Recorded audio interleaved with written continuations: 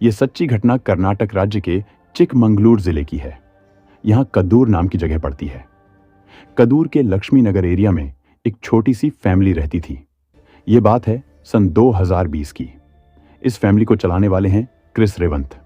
इनकी उम्र 35 साल के करीब है और इनकी पत्नी कविता बिंदु 21 साल की थी। इनके 2 बच्चे भी थे, एक 6 साल का बेटा और दूसरी 6 महीने की बेटी। घर के मुखिया क्रिस रेवंत एक डॉक्टर थे। इनका कद्दूर में ही बिरूर नामक जगह पर खुद का एक क्लिनिक था।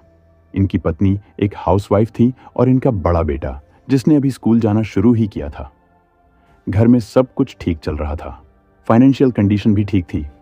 लेकिन फिर अचानक 17 फरवरी 2020 को शाम के 8 बजे के आसपास डॉक्टर रेवंत अपने बेटे को साथ लिए हुए क्लिनिक से घर पर आते हैं। ये रोज की तरह नॉर्मल बात थी। घर के मेन गेट के सामने ही कार पार्किंग के लिए कार शेड बना हुआ था। डॉक्टर रेवंत अपने बेटे को लेकर कार से घर पर आए थे। शाम का समय था, अंधेरा हो चुका था, लेकिन घर के अंदर कोई भी लाइट नहीं जल रही थी। ये देखकर रेवंत को थोड़ा अजीब लगा। फिर वह बाहर की लाइट को ऑन करते हैं और जैसे ही उन्होंने लाइट ऑन की तो उनकी नजर डोर मैट पर पड़ती है। उन्होंने देखा कि बाहर कार शेड के पास ही किसी चीज को डोर मैट से कवर किया गया है। ऐसा लग रहा था जैसे कोई चादर डालकर सो रहा हो।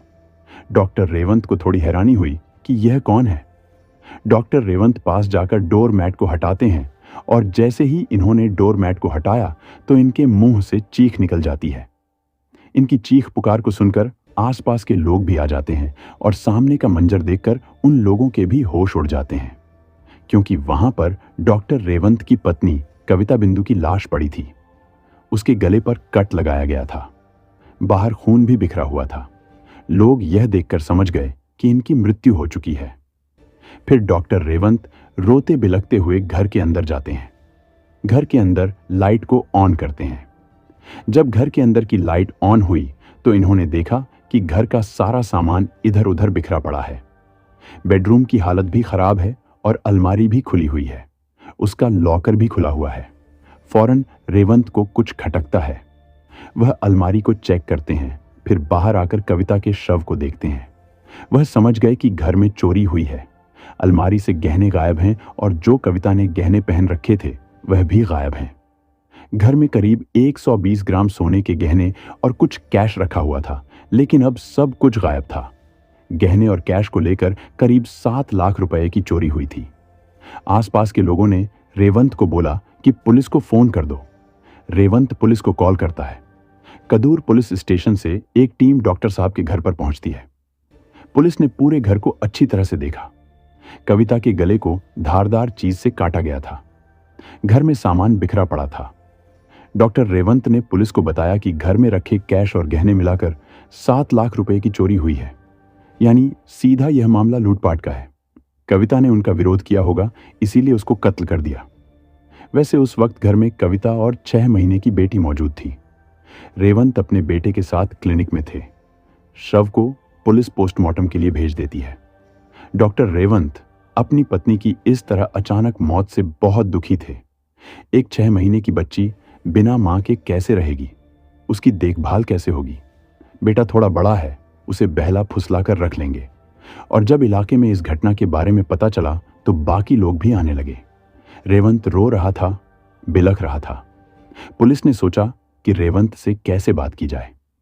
यह कुछ बातचीत करने की हालत में नहीं लग रहा था, लेकिन फिर भी पुलिस रेवंत से थोड़ा पूछताछ करती है। उसने बताया कि मैं अपने बेटे के साथ क्लिनिक में था और जब मैं अपने टाइम से क्लिनिक बंद करके घर पर आया तो यह सब कुछ देखा। इसके बाद आसपास के लोगों से बात की जाती है। ये लोग थोड़े कंफ्यूज थे। उन्हें समझ नहीं आ रहा था कि यह सब कुछ कैसे हुआ है, क्योंकि आसपास के लोगों को कोई आहट या चीख पुकार भी नहीं सुनाई दी थी। पुलिस को लगा कि घर में अगर लुटेरे बदमाश आए होंगे तो अपने होने का कोई न कोई सबूत जरूर छोड़ा होगा। पुलिस घर की छानबीन शुरू कर देती है। फॉरेंसिक टीम को भी बुलाया जाता है। घर में जो चीजें बिखरी हुई थीं, जाहिर सी बात है कि लुटेरों ने ही इन्हें फेंका होगा। फॉरेंसिक टीम इन बिखरी हुई चीजों की जांच करती है। बाहर से अगर लुटेरे आए होते तो उनके चप्पल या जूतों से जमीन पर कोई निशान बनता, दाग धब्बे बनते, लेकिन पुलिस को ऐसा कुछ भी नहीं मिला। ऐसा लग रहा था कि वह लुटेरे बहुत शातिर और प्रोफेशनल रहे होंगे। उन्होंने हाथों में ग्लव्स पहन रखे होंगे और पैरों में भी कुछ लगाया होगा जिससे कहीं भी कोई निशान नहीं मिला। लुटेरों ने अपने काम को ऐसे अंजाम दिया कि कोई शोर पैदा नहीं किया। एक झटके में ही विरोध करने वाले का काम तमाम कर दिया, जिसकी वजह से कविता बिंदु न तो कुछ समझ पाई और न ही शोर मचा पाई। कुल मिलाकर घर के अंदर से लुटेरों की मौजूदगी का कोई सुराग नहीं मिला। और फिर अगला दिन शुरू होता है। घर पर रिश्तेदार भी आने लगे थे। पुलिस अपनी तफ्तीश में जुटी हुई थी और आसपास के तमाम सीसीटीवी कैमरा की फुटेज को चेक किया गया। शाम के 8 बजे तक सारे फुटेज मंगाए जाते हैं। इसके बाद 17 फरवरी की दोपहर डॉक्टर रेवंत के फोन के CDR यानी कॉल डिटेल की जांच भी की जाती है। इन 2 दिनों में कविता बिंदु की पोस्टमार्टम रिपोर्ट भी आ जाती है। पोस्टमार्टम रिपोर्ट में वही बताया गया था कि गले पर धारदार चीज से वार किया गया है और ज्यादा खून बह जाने की वजह से कविता की मौत हो गई है। पोस्टमार्टम रिपोर्ट में कविता की मृत्यु का समय 17 फरवरी की शाम 4 से 4:30 बजे के आसपास बताया गया। साथ ही रिपोर्ट में कुछ और चीजें भी मेंशन की गई थीं, जैसे कविता की नाभि के पास 2 और निशान मिले थे। ऐसा लग रहा था कि यहां पर कोई इंजेक्शन लगाया गया होगा। आगे रिपोर्ट जांच में पाया गया कि इंजेक्शन के जरिए कविता को एनेस्थीसिया के शॉट्स दिए गए थे। एनेस्थीसिया का इस्तेमाल आमतौर पर डॉक्टर सर्जरी के वक्त करते हैं। इसे इंसान के शरीर के जिस अंग में भी लगाया जाता है वह अंग सुन्न पड़ जाता है। शरीर में खून का बहाव कम हो जाता है, नींद भी आने लगती है। जब डॉक्टर सर्जरी करते हैं तो शरीर से खून कम निकलता है और इससे दर्द का एहसास भी कम होता है। यही एनेस्थीसिया कविता को दिया गया था। यानी जो लोग लूटपाट करने के लिए आए थे, क्या वे इतने जानकार और प्रोफेशनल रहे होंगे? और फिर जब महिला बेहोश हो गई तो उन लोगों को सामान लूट कर चले जाना चाहिए था। लेकिन उन्होंने कत्ल क्यों किया? और अगर कत्ल किया भी तो फिर एनेस्थीसिया क्यों दिया? अगर कोई भी आम लुटेरा घर में लूटपाट करने आता है तो वह सामान्य लूट कर घर से चला जाता है। अगर वह ज्यादा ही खूंखार हो तो घर वालों को चोट भी पहुंचाता है, क्योंकि उन्हें भागने की जल्दी होती है। और यह तो कोई भी बता सकता है कि घर की कीमती चीजें अलमारी के लॉकर में होती हैं। लेकिन इन लुटेरों ने घर में इतनी तोड़फोड़ क्यों की? हालांकि इस इलाके के लोग घुल मिल कर रहते थे। आसपास में क्या हो रहा है यह सबको पता रहता था। आखिर उन लोगों को लुटेरों के बारे में कैसे पता नहीं चला? उन्हें कोई आहट या आवाज क्यों नहीं सुनाई दी? जिस तरह से घर के अंदर सामान बिखरा हुआ था उसकी काफी आवाज आनी चाहिए थी। और सीसीटीवी के अनुसार दोपहर करीब 2:30 बजे के आसपास डॉक्टर रेवंत अपने बेटे को स्कूल से घर लेकर आए थे। बेटे ने स्कूल ड्रेस पहना हुआ था और कुछ समय बाद यह अपने बेटे को फिर से लेकर कार से चले गए। जैसा कि उनका बयान था कि वह क्लिनिक गए थे। इसके बाद डॉक्टर रेवंत के अलावा घर में कोई शख्स आता जाता नहीं दिखा। और जब घटना के 4 दिन बीत जाने के बाद भी पुलिस को कोई भी सुराग नहीं मिलता तो 21 फरवरी को पुलिस ने रेवंत को कदूर पुलिस स्टेशन में पूछताछ करने के लिए बुलाया। घर पर भी रिश्तेदारों से पूछताछ की प्रक्रिया शुरू होती है। पुलिस को डॉक्टर पर भी थोड़ा शक था, क्योंकि एनेस्थीसिया के शॉट्स प्रोफेशनल तरीके से कविता को दिए गए थे। रेवंत खुद एक डॉक्टर था। भले ही वह एक डेंटिस्ट था, लेकिन उसके पास एनेस्थीसिया रहा भी होगा। सीसीटीवी के अनुसार इसके अलावा घर में कोई बाहर से आते जाते नहीं दिखा। वैसे 21 फरवरी को भी डॉक्टर रेवंत अपनी बीवी की मौत के सदमे से उभर नहीं पाए थे। उनकी तबीयत भी ठीक नहीं थी, क्योंकि पत्नी की मौत के बाद से ना तो वह ठीक से कुछ खा पी रहे थे और ना ही ठीक से सो पाए थे।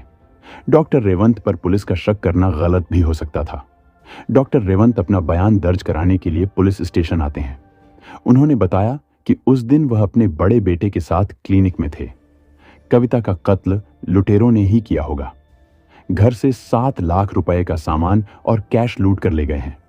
उन्होंने कहा कि यह कत्ल शाम 6:30 से 8:30 के बीच में ही हुआ होगा, क्योंकि शाम 6:30 के आसपास कविता ने मुझे कॉल किया था। तब वह ठीक ठाक थी और 8:30 के बाद जब मैं घर पहुंचा तो यह सब देखा। इसी समय के दौरान ही यह कत्ल हुआ होगा। लेकिन कविता के पोस्टमार्टम रिपोर्ट के अनुसार उसकी मौत शाम 4:30 के आसपास हुई थी। पर यहां रेवंत कोई और ही टाइम क्लेम कर रहा था। बयान देने के बाद पुलिस ने कहा, अब आप जा सकते हैं, लेकिन आपको कल फिर आना होगा। हम जल्दी ही कातिल को पकड़ने की कोशिश करेंगे। इसके बाद डॉक्टर रेवंत वहां से चला जाता है। अब अगले दिन यानी 22 फरवरी को पुलिस रेवंत का इंतजार कर रही थी, पर वह पुलिस स्टेशन नहीं आता है। शाम का समय हो गया, लेकिन रेवंत पुलिस स्टेशन नहीं आया। रेवंत तो पुलिस स्टेशन नहीं आया, लेकिन पुलिस को किसी अनजान व्यक्ति का फोन आता है। फोन करने वाले ने बताया कि कदूर के नजदीक रेलवे गेट के पास थोड़ी ही दूर किसी का शव पड़ा हुआ है। फौरन पुलिस मौके पर पहुंचती है।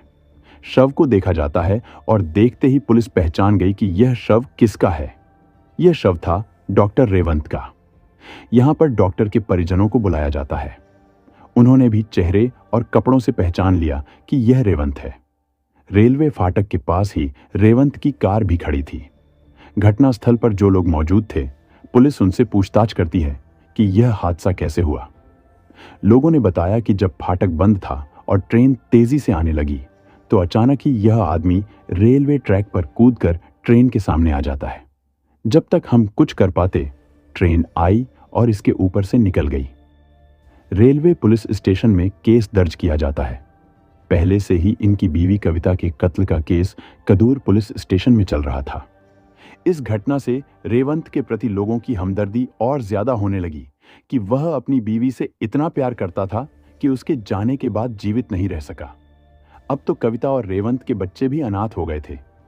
पुलिस रेवंत की तलाशी लेती है कि शायद यहां से कोई लेटर मिल जाए जो उसने मरने से पहले लिखा हो। उसकी कार को भी चेक किया जाता है। घर पर भी बेडरूम में खोजबीन हुई, पर कहीं से कोई लेटर या कोई सुराग नहीं मिला। रेवंत की तलाशी के दौरान उसका मोबाइल फोन बरामद होता है। पुलिस रेवंत के फोन से जानकारी निकालनी शुरू कर देती है। आमतौर पर इस तरह के केसेस में सबसे पहले फोन की आखिरी लोकेशन देखी जाती है कि विक्टिम ने आखिरी बार किसे कॉल किया था। ज्यादातर केसेस में लास्ट कॉल से ही सुराग मिल जाते हैं। यहां पर भी पुलिस ने ऐसा ही कुछ किया। रेवंत के फोन की लास्ट लोकेशन देखी गई। यहां से एक नंबर मिलता है। यह नंबर हर्षिता नाम से सेव था। इस पर कोई पहली बार बात नहीं हुई थी। पहले भी इस नंबर पर बातें होती थीं। पुलिस ने सोचा कि अगर रेवंत ने आखिरी बार हर्षिता नाम की महिला को फोन किया है, तो हो सकता है कि उसने खुदकुशी की वजह बताई हो। पुलिस हर्षिता के नंबर पर कॉल करती है, लेकिन हर्षिता फोन नहीं उठाती। जब कई बार फोन करने पर भी हर्षिता फोन नहीं उठाती और ना ही कॉल बैक करती है, तो पुलिस को थोड़ा शक हुआ। उन्होंने हर्षिता के फोन नंबर के जरिए उसका असली नाम, पता और किस लोकेशन में यह फोन एक्टिव है, सब कुछ निकाला। हर्षिता का फोन बेंगलोर के राजा राजेश्वरी नगर एरिया में शो हो रहा था। एड्रेस भी यहीं आरआर नगर का ही था। 22 फरवरी की रात को ही बिना देर किए एसपी ने कुछ ऑफिसर्स को बेंगलोर के उस एड्रेस पर भेजा। 4 घंटों का सफर करने के बाद पुलिस एड्रेस पर पहुंचती है। 23 फरवरी को अभी सुबह का समय ही था। हर्षिता के घर के बाहर काफी भीड़ जमा थी। आरआर नगर की पुलिस भी यहीं पर मौजूद थी और किसी वारदात की इन्वेस्टिगेशन कर रही थी। कदूर से आई पुलिस की टीम यहां पर थोड़ी पूछताछ करती है कि यहां क्या हो रहा है, तो पता चला कि जिस महिला की तलाश में कदूर पुलिस यहां पर आई है, उसने अपने ही घर में पंखे से फांसी लगाकर अपनी जान दे दी। यह सब सुनकर कदूर पुलिस हैरान रह जाती है, क्योंकि कदूर में कविता का कत्ल लुटेरों ने किया। उसके 5 दिन बाद पति रेवंत ने ट्रेन के सामने कूदकर अपनी जान दे दी। रेवंत के फोन से एक महिला हर्षिता का नंबर मिलता है, लेकिन हर्षिता भी उसी रात को अपने घर में फांसी लगा लेती है। आखिर एक के बाद एक ये सारी वारदातें कैसे हुईं? कुछ तो इनमें कनेक्शन हो सकता है। कदूर पुलिस कविता और रेवंत केस की जांच कर रही थी और यहां आरआर नगर की पुलिस हर्षिता केस की जांच कर रही थी। कदूर पुलिस रेवंत के बयान को दोबारा से देखती है और कविता की पोस्टमार्टम रिपोर्ट को भी देखा जाता है और क्राइम सीन पर भी गौर किया गया। पोस्टमार्टम में एनेस्थीसिया की बात मेंशन की गई थी, जिसे डॉक्टर्स यूज करते हैं। जिस तरह की लूटपाट घर में की गई थी, वह लुटेरों द्वारा नहीं लग रही थी। सीसीटीवी फुटेज को देखकर भी यही लगा कि घर में कोई बाहर से नहीं आया था। घर पर कविता और रेवंत का 6 साल का बेटा था। पुलिस उससे बात करती है। उस बच्चे ने बताया कि उस दिन इसके पापा इसको लेने के लिए आए थे। जब बच्चा स्कूल से घर पहुंचा तो घर में उसे उसकी मम्मी नहीं दिखाई दी। उसने अपनी मम्मी को आवाज लगाई, फिर अपने पापा से पूछा कि मम्मी कहाँ है। रेवंत ने कहा कि वह वॉशरूम गई होंगी, अभी आ जाएगी। फिर रेवंत उस बच्चे की ड्रेस चेंज करते हैं और क्लिनिक में लेकर जाते हैं। रेवंत के बेटे ने एक और बात बताई कि उस दिन से पहले पापा कभी भी उसे स्कूल में लेने के लिए नहीं आए थे, मम्मी आती थी। पहली बार पापा मुझे लेने के लिए स्कूल आए। पिता का पहली बार स्कूल आना, बेटे का अपनी मां को ना देखना, और सीसीटीवी से पता चला कि रेवंत के अलावा घर में कोई भी नहीं आया था। जब रेवंत से 21 फरवरी को पूछताछ हुई थी तो उसके अगले दिन ही उसने ट्रेन के सामने कूदकर अपनी जान दे दी। इससे पहले उसने हर्षिता को कई बार कॉल भी किया था और मरने से ठीक पहले भी हर्षिता को फोन किया था। ये सारी चीजें पुलिस को हैरान और परेशान कर रही थी और दूसरी तरफ आरआर नगर की पुलिस हर्षिता केस को देख रही थी। उन्होंने जब हर्षिता के कमरे की तलाशी ली तो वहां से उसका लिखा एक लेटर मिला जिसे उसने मरने से पहले लिखा था। इसमें लिखा था कि इसको इसके पति परेशान करते हैं, इसीलिए आज मुझे यह कदम उठाना पड़ रहा है और मेरी मौत का जिम्मेदार मेरा पति है। लेटर मिलने के बाद आरआर नगर की पुलिस हर्षिता के पति सुदर्शन को अरेस्ट करती है। यह आदमी एक बस ड्राइवर था। आरआर नगर की पुलिस सुदर्शन से पूछताछ करती है। सुदर्शन ने अपने ऊपर लगे सारे इल्जाम से सरासर इनकार कर दिया। सुदर्शन कहता है कि मैं मानता हूं मेरा अपनी पत्नी हर्षिता से झगड़ा होता था, वह काम ही ऐसा करती थी कि उसे डांटना पड़ता था। पुलिस ने लड़ने झगड़ने की वजह पूछी तो सुदर्शन ने बताया कि उसकी पत्नी का एक डॉक्टर से अफेयर चल रहा था। जब अफेयर के बारे में पता चला तो मैंने उसे समझाने की कोशिश की, लेकिन वह नहीं मानती थी। इसी वजह से हम दोनों के बीच झगड़े होते थे। पुलिस ने सुदर्शन से पूछा कि वह डॉक्टर कौन था। सुदर्शन ने बताया कि उसका नाम रेवंत है और यह कदूर का रहने वाला है। इसके बाद आरआर नगर की पुलिस कदूर पुलिस से संपर्क करती है। अब दोनों पुलिस टीमें अपनी अपनी जानकारी को साझा करती हैं ताकि वे अपने अपने केसेस की गुत्थी सुलझा सकें। आरआर नगर पुलिस ने बताया कि हर्षिता का रेवंत के साथ एक्स्ट्रा मैरिटल अफेयर था और यह बात रेवंत के मोबाइल फोन से भी कंफर्म हो गई थी, क्योंकि रेवंत अक्सर इसी मोबाइल से हर्षिता से बात किया करता था। जानकारी की साझेदारी, दोनों के घर वालों के बयान, कॉल डिटेल्स, आरोपियों के बयान, फॉरेंसिक टीम की जांच, पोस्टमार्टम रिपोर्ट और लोगों से पूछताछ, इन सब को ध्यान में रखते हुए जब पुलिस ने कड़ी से कड़ी जोड़ी तो एक कहानी सामने आई। कुछ साल पहले रेवंत तमिलनाडु से कर्नाटक आया था और बेंगलोर में आकर बस गया। यहां उसकी शादी कविता से हुई और उसके 2 बच्चे हुए। 2015 के आसपास उसने अपना क्लिनिक शुरू किया जो अच्छा खासा चलने लगा। घर में पैसों की कोई कमी नहीं थी, सब कुछ ठीक चल रहा था। उधर बेंगलोर के आरआर नगर में हर्षिता अपने पति के साथ रहती थी। यहां भी सब कुछ ठीक ठाक चल रहा था, लेकिन हर्षिता का एक रिश्तेदार कदूर में रहता था, जिसके कारण वह कभी कभी कदूर आती थी। एक दिन हर्षिता को दांत में तकलीफ हुई और उसे पता चला कि कदूर में एक डेंटिस्ट है। वह अपने दांत की समस्या के लिए उस डेंटिस्ट के पास गई और वह डेंटिस्ट कोई और नहीं बल्कि डॉक्टर रेवंत था। यहीं उनकी पहली मुलाकात हुई। थोड़ी हंसी मजाक और बातचीत हुई। रेवंत को पता चला कि हर्षिता के कुछ रिश्तेदार यहीं रहते हैं। इसके बाद जब भी हर्षिता कदूर आती थी तो रेवंत से जरूर मिलती थी। दोनों शादीशुदा थे, दोनों के बच्चे थे और उनकी दोस्ती एक सीमित दायरे में रहनी चाहिए थी। लेकिन धीरे धीरे उनकी दोस्ती प्यार में बदल गई। दोनों रिलेशनशिप में आ गए। समय के साथ उनका प्यार इतना गहरा हो गया कि वे अपने अपने परिवारों को छोड़ने के लिए भी तैयार हो गए।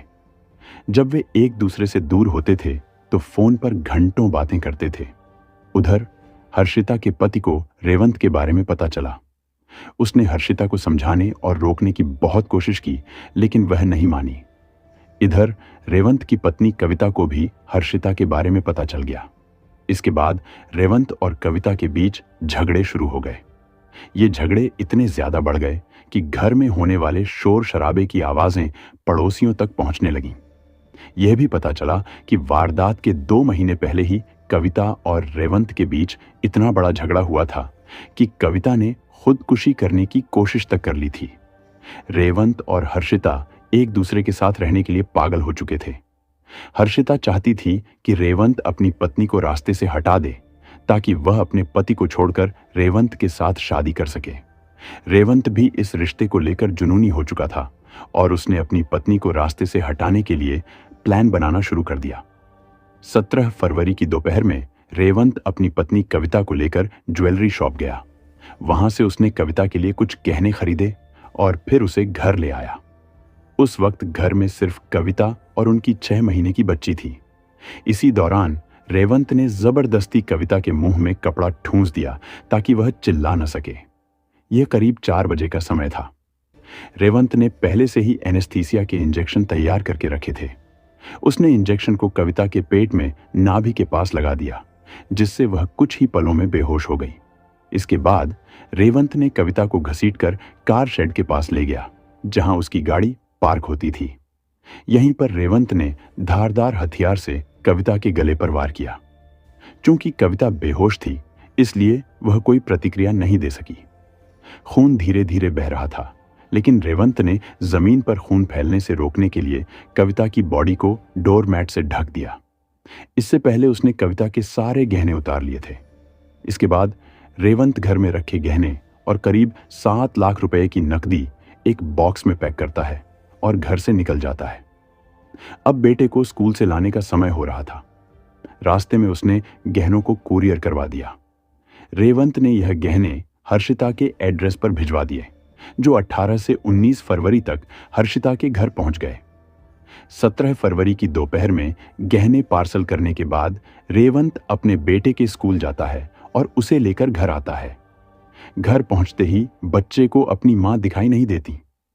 वह मां को आवाज लगाता है, लेकिन कोई जवाब नहीं मिलता। थोड़ी देर बाद रेवंत अपने बेटे को क्लिनिक ले जाता है।